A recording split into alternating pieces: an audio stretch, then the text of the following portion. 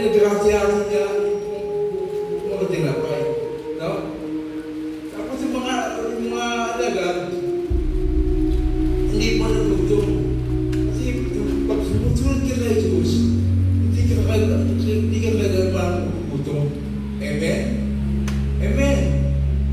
Tingnan mo, yung mga alagad, ang lahat, verse 2, ang lahat ay nagkakain at nabusog. Yun niya, at nagtipunin ng mga alagad, ang lumapit sa tinapay nila, nakupuno pa sa kanilang 12. Kain. Pero, bago dito eh. Pero ang ba akin? Ang kainin man ng lagyan mo. Napuno pa din yun. No? Ibig sabihin, mayroon pang pagkain. Amen? Ito ay tinakita ng mga tao. Everything is us, you see a problem. Palaging problema ang nakikita natin. Amen? Puro problema. Bakit ba ako naging kristyano? Tandaan natin, bakit ba tayo naging kristyano?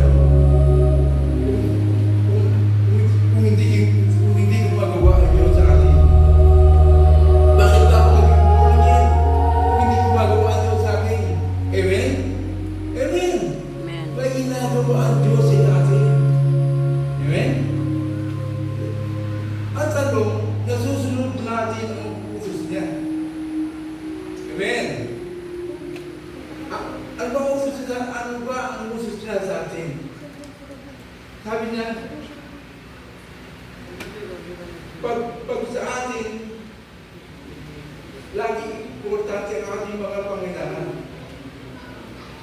Pero sa Diyos, Diyos ng Jesus, lumapit ka sa Panginoon.